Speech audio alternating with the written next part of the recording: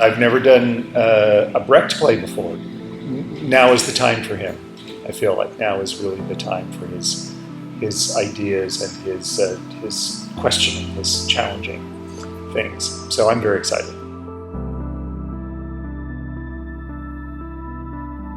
The character of Galileo is so fascinating because he's so complex, and he's like dedicated to the truth, but or dedicated to discovery, I guess is really what I should say.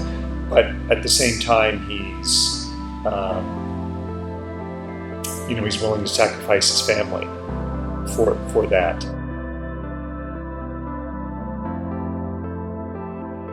Brecht is like Shakespeare. He plays fast and loose with history. So he changes history as he needs to make it a nice story. And and he very specifically doesn't mention my character having a name. So he's probably a conglomerate of several people.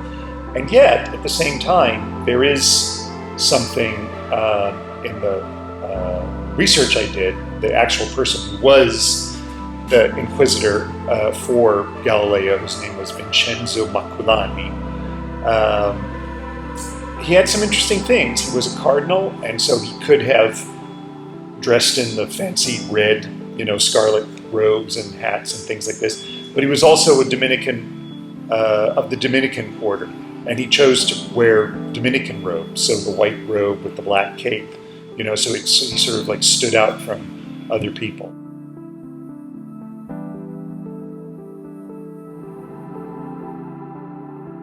I used to have a theater company in New Jersey, and an actor named James Urbaniak, who you see on TV quite a bit, and a director named Karen Coonrod and I used to do Shakespeare out on the Long Island Sound there, not the Long Island Sound, the Sound there, and I worked at Orlando Shakespeare, which at that time did not have an indoor theater, so they had an outdoor theater. So I know the vagaries of it.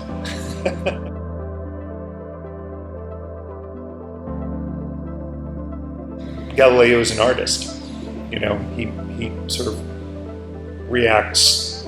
People may not like this, but he sort of reacts the way an artist does. And that there's something great about them, and then there's also, but that the focus on that greatness also makes you very self-centered. So because like Albert Einstein says about the genius, it's like 1% inspiration and 99% perspiration. You got to work at being a genius.